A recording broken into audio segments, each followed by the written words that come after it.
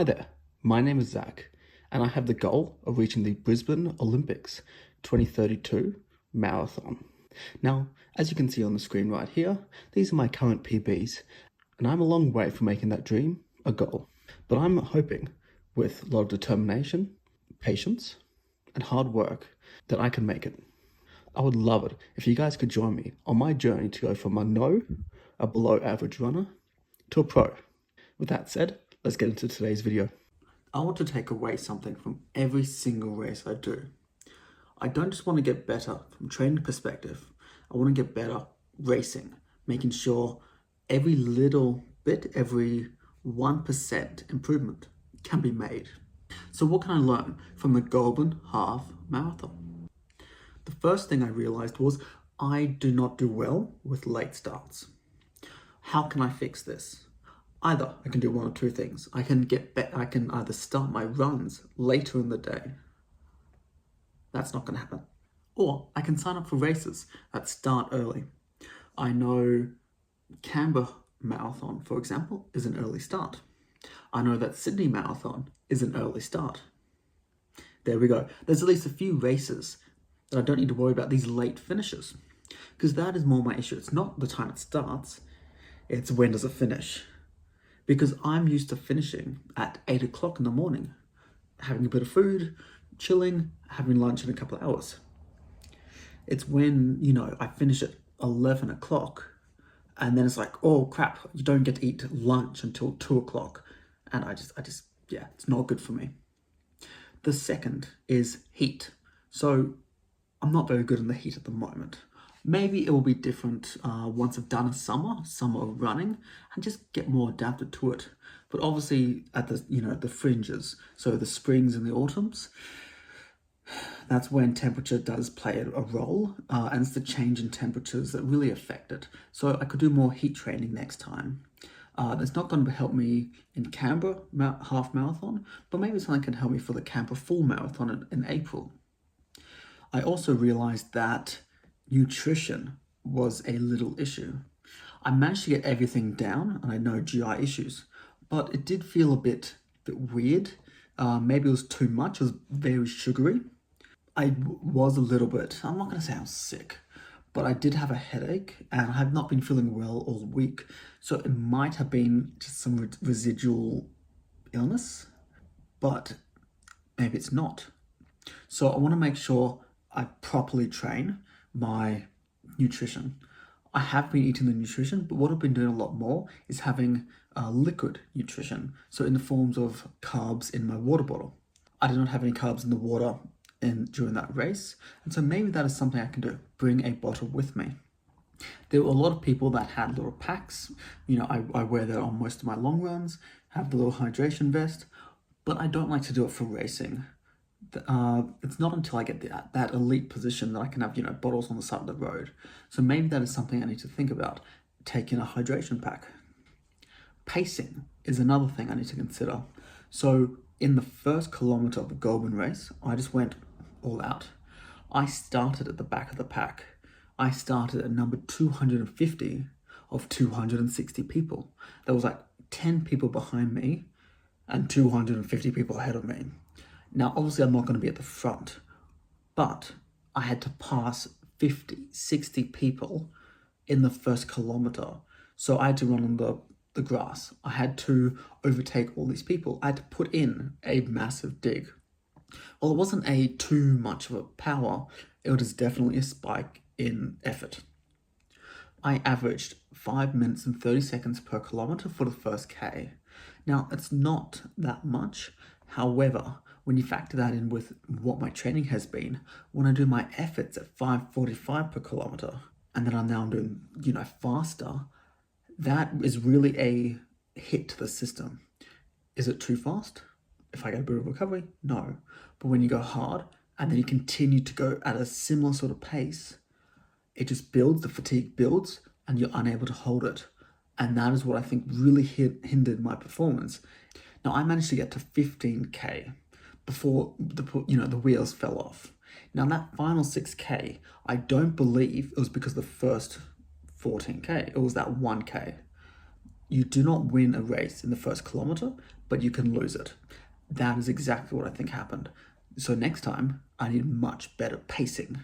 I need to be more in the middle of the pack and willing to kind of wait until an opportunity opens up to push a bit further forward. I ended up passing a whole heap of people in the final case. That is what I need to do more. Rather than passing them first, then having them come round past me again, and then finally pass them in the last 5K, I need to just wait. I need to sit, be patient, keep to my numbers, and eventually I will come round.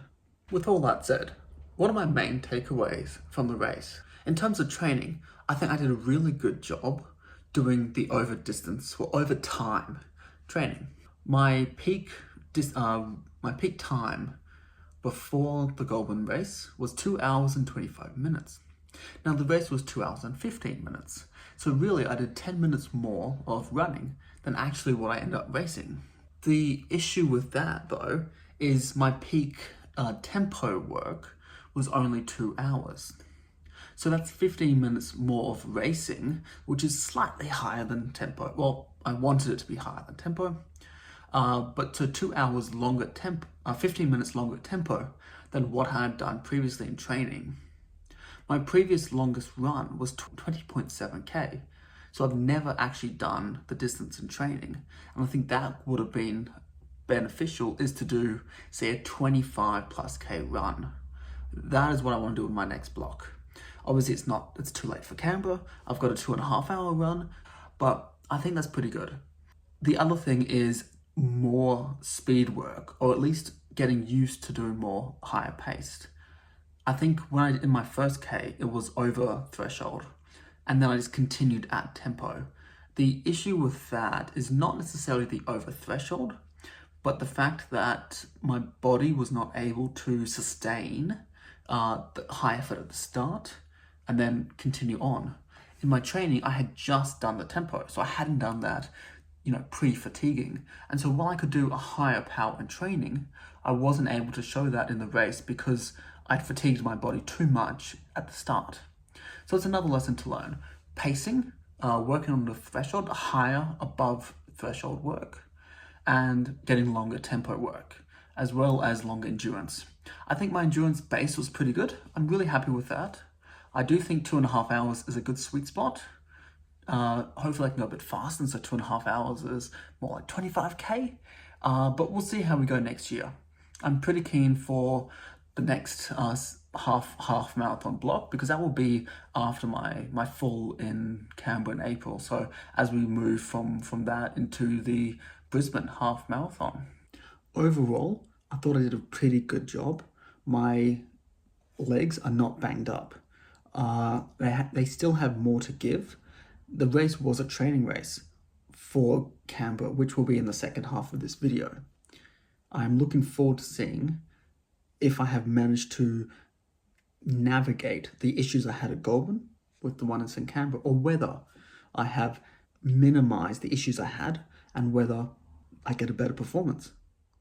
So the Canberra half marathon was yesterday, and I am still so ecstatic with the result. But as always, there's definitely something to learn. So what did I do well, and what can I improve on? So what I did really well was my pacing. So I said in the video that I was going to do about 280 watts, because that's what I've done in training. That was a bit higher than what I did in Goulburn, but I did like 300s. So let's have a look on my computer here. So for the first 5K, I did that in 29:02, an average of 300 watts. So 20 watts higher than what I was expecting to do. The second 5K was 27:50, and that was 315 watts. So a further 15 watts. The third 5K was 27:40 at 314 watts. So now I'm getting fairly consistent. So 300, 315, and 314. Now the fourth 5K was 28:13. It's a little bit slower, about 30 seconds for the 5K slower, so 6 seconds per K, not much.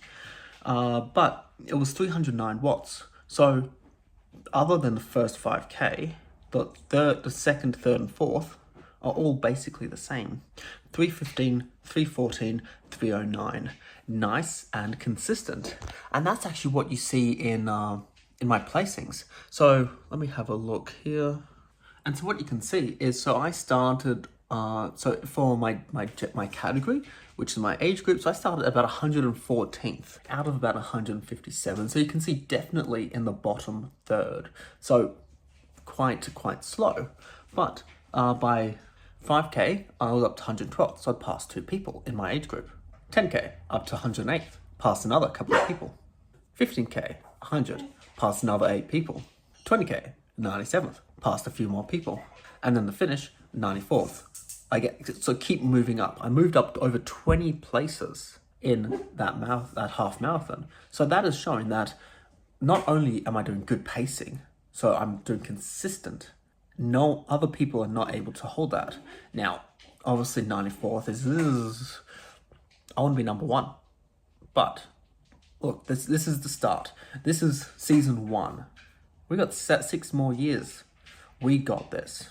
So I did really well with the pacing and I'm very happy with that. What have we got next? So let's talk about, I found that the early morning starts were fantastic. Very much just a continuation of my training. So if I can continue doing races that start early, so Sydney Marathon, good example, Canberra Half and Canberra Marathon, perfect examples. That would be more suited to my sort of style of running. Plus the fact that I didn't have breakfast, I think also was, like, it's just a normal training day for me. Obviously it's a hard training day. That's what I got to continue. No breakfast, just gels and chews. Let's talk about my training. So I didn't fully revamp my training from Goulburn to Canberra, but I did do a few little tweaks. So what I did do was I added a few more little bits of intensity. So I showed a little while ago that I was doing like 2 minutes of hard efforts above threshold, and that is my only above threshold work. So on the pyramidal kind of scheme of things, I was sitting about 2%. So what I have started doing is now I do 5. I do 5 by 1 minutes, slowly progressing a bit harder. So that is actually increasing my overall above threshold work to more than that 5-6% of my weekly volume. So it's still not a ton, but it is getting there. And it really goes to show that like 5 minutes is not a lot of time. Like 5 by 1 minute is not a lot, but it is still, and I do a lot of volume. I do 10 hours a week. So my 5 sessions, so 25 minutes at 10 hours a week is about 5%. And a lot of people are doing a lot more. Maybe that is why they can't hold it. They're good at the short distance. They can do the first 5-10K. But as they go longer, they can't hold it. Whereas that is where my specialty is. And that is where I want to focus. So I've decided to add a few more different types of runs, really focusing on the tempo work.